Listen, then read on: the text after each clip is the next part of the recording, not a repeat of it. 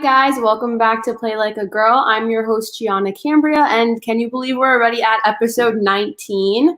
Well, anyway, I just wanted to say that the guest this episode is so incredible, and she's a good friend of mine, and I'm excited to have her. So it is women's goaltender from Robert Morris University, Ariel DeSmet.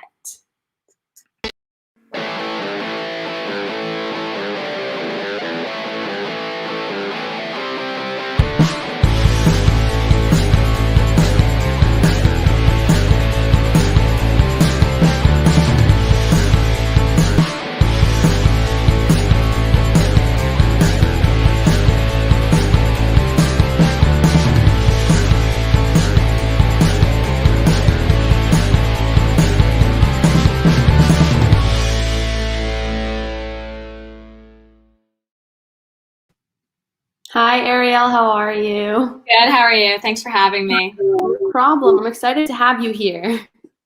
So my first question was just to kick things off. How did you get into hockey? So neither of my parents actually played hockey when I was younger. So my mom just wanted to get me into skating and started by bringing me to public skate when I was around the time of 3 or 4. And I started out in figure skates, and the second I grew out of them, I was like, no more figure skates, we're going to hockey skates. So that kind of got the ball rolling. And then I just started playing youth hockey and learned to skate through my town in Charlotte, Vermont, and South Burlington, Vermont. And from there, it kind of took off. And then I became a goalie around the age of 9 or 10. Okay. So do you have any siblings or no? No, I'm actually an only child. Okay, wow. So I was going to say, my family, I told you before, we all skated, but the reason I really got into it was one of my siblings. So one day, were you just like, Mom, I want to skate? I was so young, I don't even remember how it all came about. I think it was just more for activity at a young age and getting me into different sports. I had already played soccer and did a little gymnastics, so it was just something else for me to try out, and I just loved it right away. Okay. So what age would you say that you realized you wanted to pursue hockey to the college level? I would say around the age of 9 or 10, like when I first kind of became a goalie, I was really good at skating out, and I played on a state boys team. And I think that was the age where I was really like, I can do something with this. I can go pretty far as long as I put my mind to it. And that was the age where I really wanted to try to start pursuing something at a higher level, going to a prep school and then on to college. Yeah. Okay. Well, so did you always want to be a goalie? I didn't. I started off being a player from around the age of 5. And then I saw all the goalie gear and I was like, Mom, Dad, you gotta let me play. It looks so cool. They hated it. They were like, no, this is not happening no matter what. But we were at the point where it was switching a goalie through the team. One person would play next time, another person on the team would play when we were so young. And I did well with it and I loved it. And I would take the pads home, the team pads home, and I'd make my parents throw balls at me in the hallway and stuff like that. And they're like, uh-oh, this might actually be a thing. And my mom was so disappointed because I was so good at skating out, but I just loved it so much that I finally convinced her around 9 or 10 to let me play. Well, that's great. It's kind of like when I played softball, I never wanted to become a catcher. And then the second I was behind the plate, I was like, okay, I might actually be good at this. But it's funny that you said you liked getting the pucks thrown at you when your parents were helping you with that, because the kids at the camp that I work at, there's a hockey camp and a figure skating camp, and the baby hockey boys that are 3 or 4 want to put the equipment on and just have the coach throw pucks at them. It's the cutest. Yeah. So I see where the fun was in that. Mm-hmm. So can you tell me a little bit about the recruitment process to get into college hockey? So I went to a prep school during high school. So I started out going to Rice, which was a Catholic school in Vermont, and I was supposed to play for the prep team there. But my freshman year, it didn't work out. So Hockey Academy in Vermont actually reached out to me about halfway through my freshman year, and I got the opportunity to play there. And that was a great way to be seen. They already had so many kids previously commit to D1 schools, D3 schools. So it was a great way to be able to be seen by all these high recruiters. But with that, it's a lot of reaching out on your own too. I think there's a part of it that's like your coaches and you getting seen, but at the same time, you have to reach out to schools by yourself, and they're not just gonna come to you like all begging you to play for their school. You have to kind of do it on yourself too. Yeah. So emailing schools, calling them, requesting to go on tours and things like that really helped me. Okay. So I know with my brother, he played juniors, which got him into like college hockey. Is like your prep school, was that like a version of juniors, would you say? Yeah, so our league was actually called Junior Women's Hockey League, the JWHL. So it was high school level, and because girls, we don't really have that junior aspect to hockey like the boys do, we kind of go straight from high school right into college hockey. Mm-hmm. So you're seen and you commit verbally during your high school years. So that was an opportunity for me to be seen, just like juniors is for guys. Okay. So can you tell us a little bit about what it's like being a student athlete at Robert Morris? Yeah, so I think something that's really great about Robert Morris, I really like it because it's such a small school. So I thrive because the teachers know my name and I can talk with them specifically about being a student athlete. And the majority of our students here are athletes as well. So they're really understanding about us being gone on the weekends. But at the same time, really being organized is important. Yeah. Because you have so much time committed to your sport during the day and on the weekends. So anytime you have is pretty much dedicated to homework or class. Mm-hmm. And with that, like figuring out when to schedule classes is always a struggle before the semester starts, when our coaches are like, well, we could have practice 10 to 2 these days or for like 5-hour blocks these days. So you can't take any classes then. It's definitely a struggle, but my high school experience definitely helped me with time management to set me up for college. Well, that's good. Literally every student athlete that I've interviewed on this podcast so far always tells me that time management is so important to keep up with when you are a student athlete. So yeah, it's definitely important, and to stay on top of things, like you got to be organized and have good time management. Yeah. So can you tell us a little bit of what the day-to-day looks like for your... Sure. So today we had a lift at 1 and a skate at 10:30 a.m. this morning. So we had a later day because we don't actually start classes until tomorrow. Mm-hmm. So we have more time that we can spend at the rink. So I'll get up a couple hours before practice, drive to the rink. We have to get to the rink 45 minutes early to get ourselves ready before practice.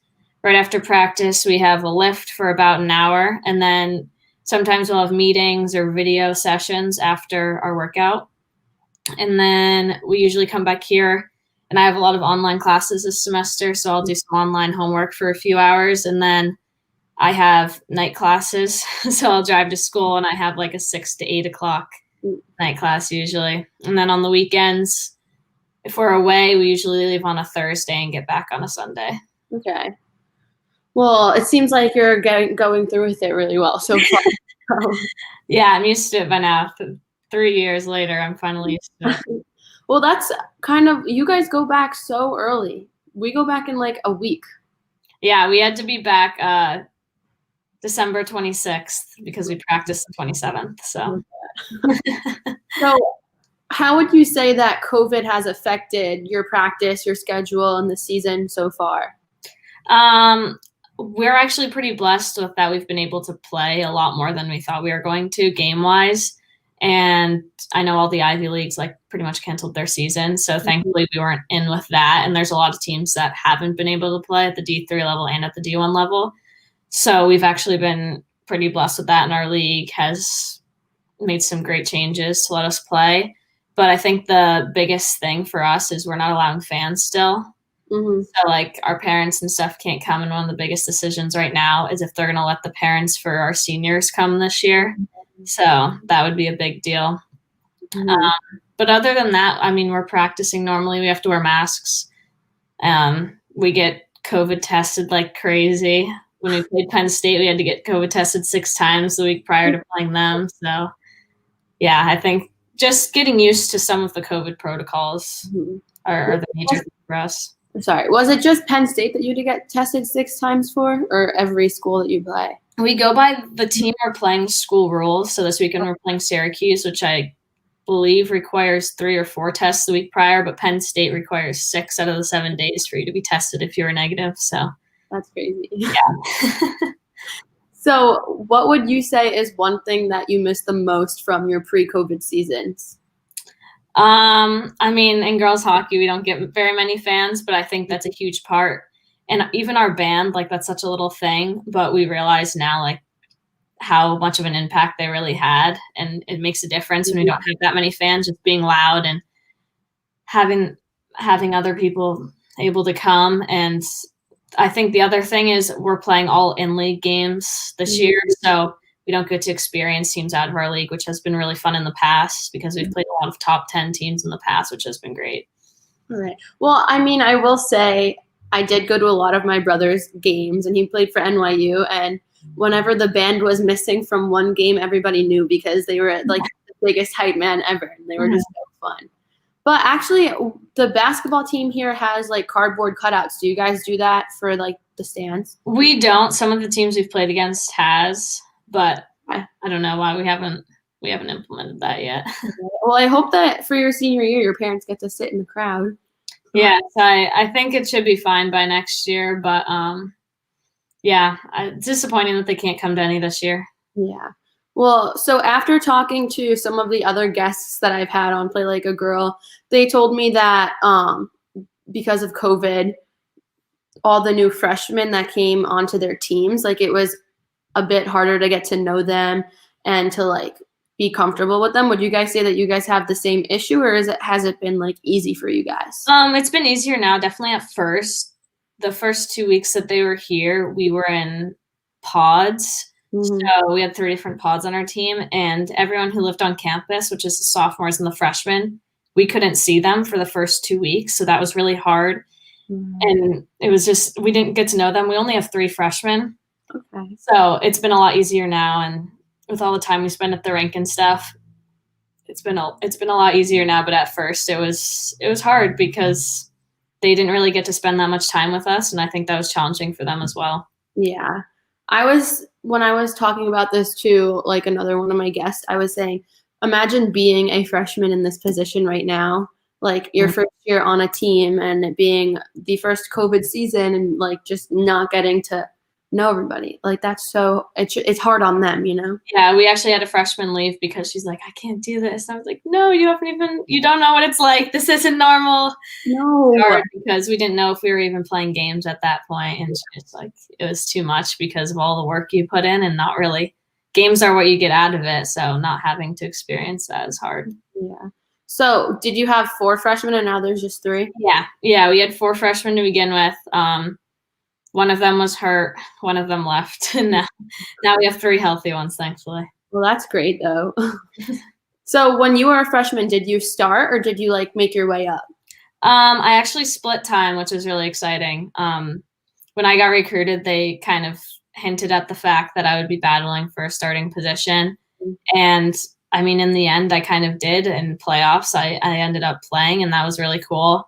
But definitely overwhelming as a freshman. Like, I wasn't ready for it mentally or anything like that. It was a whole new experience that I don't even remember it because it was just such a blur. But yeah, it was nice to get some games under my belt being so young. And it definitely set me up to keep getting better through my past few years. But yeah, it's hard being put in that position at such a young age. Definitely, for sure. I can 100% agree from you from past experiences. So right now, we're going to go to a quick commercial break. And then when we come back, we can talk about injuries and like what it's like being a female athlete. Okay, great. We'll be right back, guys.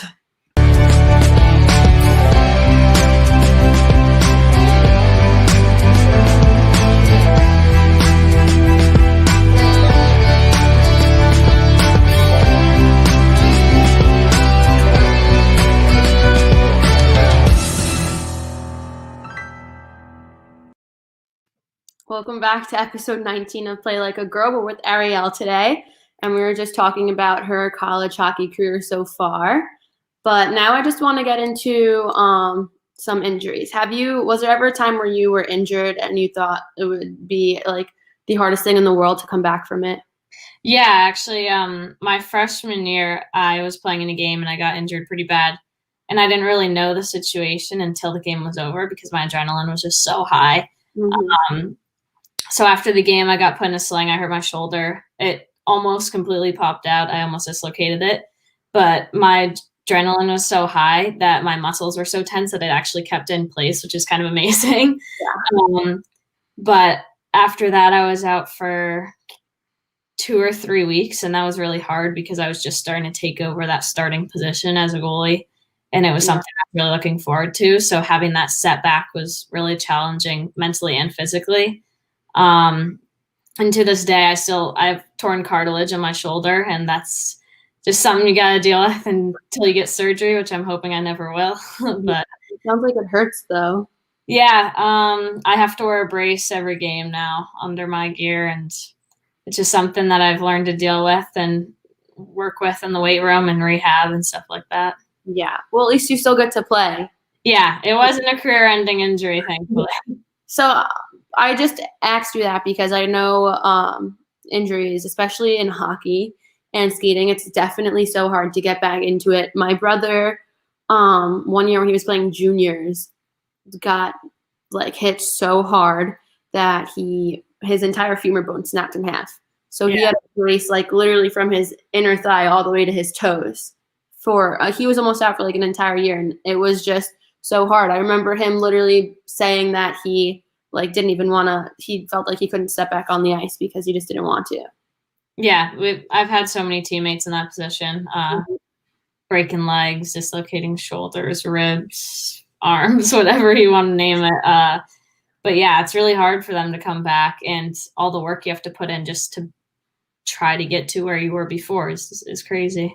Exactly. So how would you say that you helped yourself push through that injury to get back onto the ice?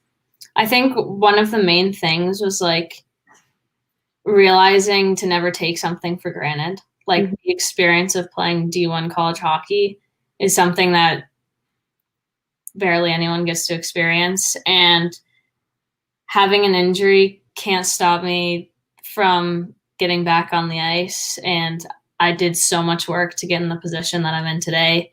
It's just a little setback, and I've faced adversity like in other ways before. So this was just something else that I needed to get over and work through to get back on the ice. Mm-hmm. Well, that's a great like mind space to have, especially when you have an injury to get. I mean, it's true though. Whenever I had an injury, and I am very clumsy, so I had a lot throughout the years of my athletic career, but I always like told myself I want to get back on the ice. I want this opportunity. I want to step on the ice in Florida. I want to step on the ice in Michigan, wherever the competition was next. And I was just like, we can do it. But that's leading me into my next point. I was going to say, obviously, being a female athlete comes with a lot of physical and mental hardships. So would you say there was ever a time where you were, like when you were getting recruited or when you were playing in your first game, where mentally you were like, oh my God, like this is going to be crazy. Like, I don't know if I can do it. I think definitely like each level, there's always that step in your first game, and college is a huge step to say the least.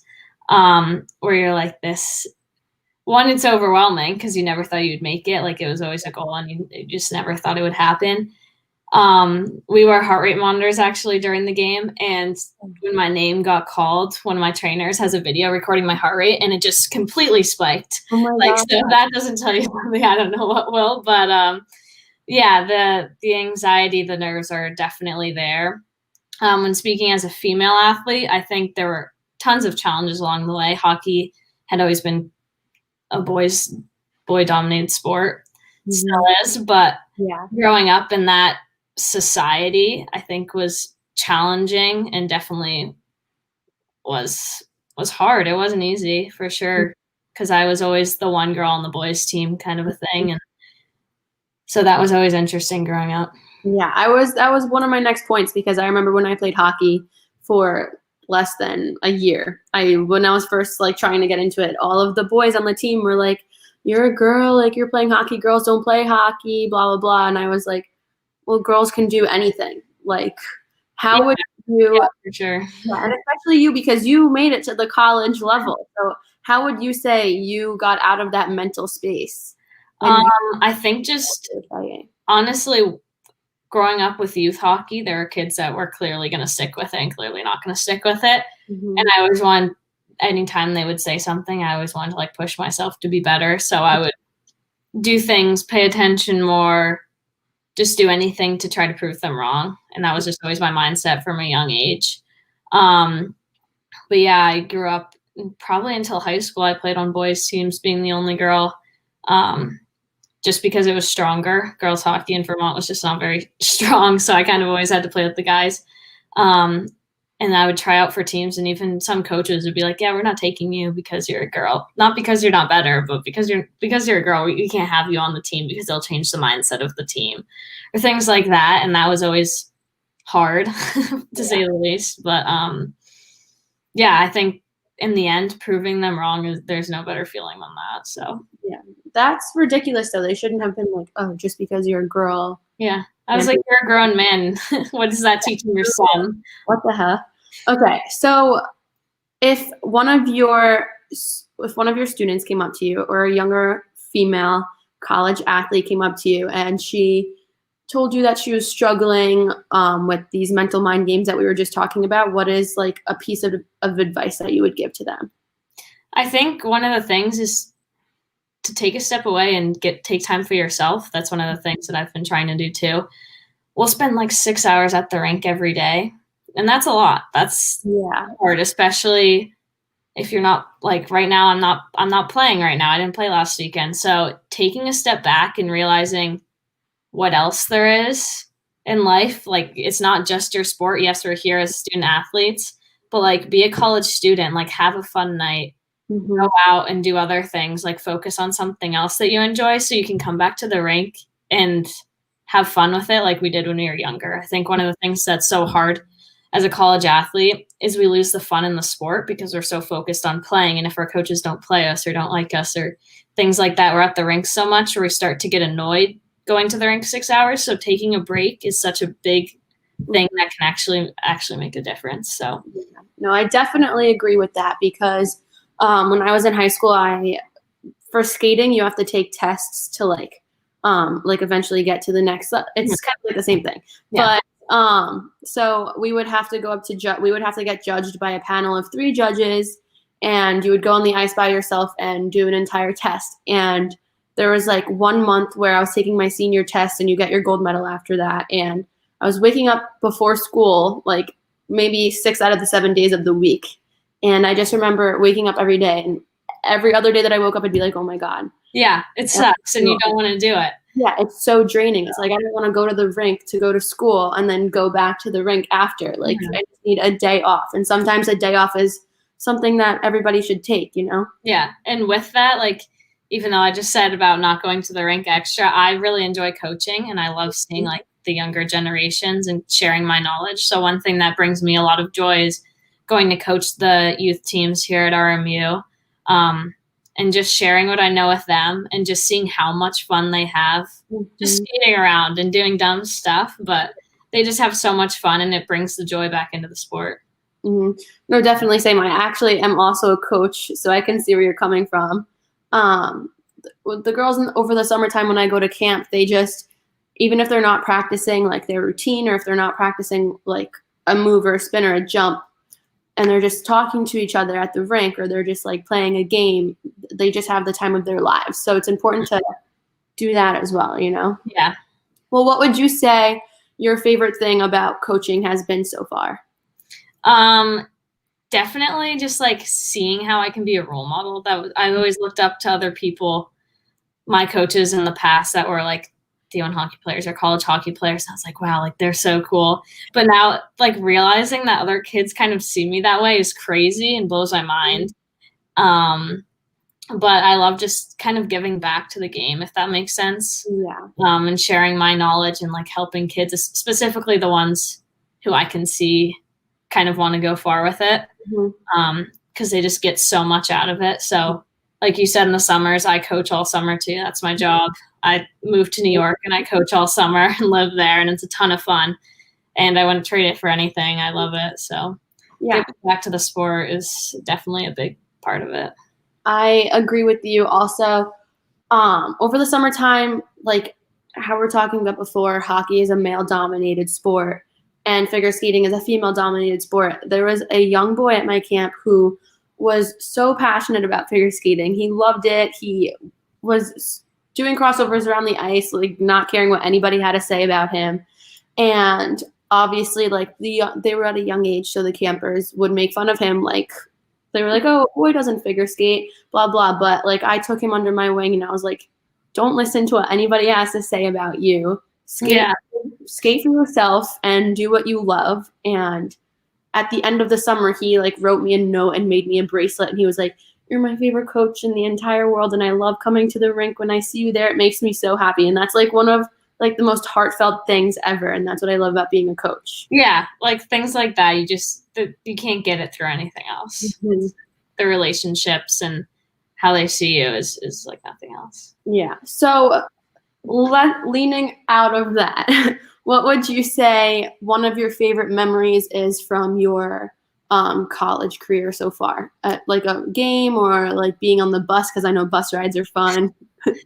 Some bus rides are not fun, but most of them are enjoyable. We've had some long ones that were not so enjoyable, but when looking at a game, I would say my freshman year, when I was right at the end of the season, we had to win one specific game to be regular season champions for our playoffs.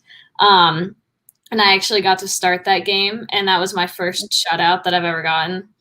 So I think that was by far the most memorable game. And like they put the picture up in our hallways. They have a huge mural of like all the season championships. So just walking by that every day is a nice reminder of like how fun it can be in the high times when you're experiencing some of the lows. And yeah. Yeah, that's great though. So out of every single state that you've ever traveled to, which one would you say was your favorite? That's hard. Everybody says that.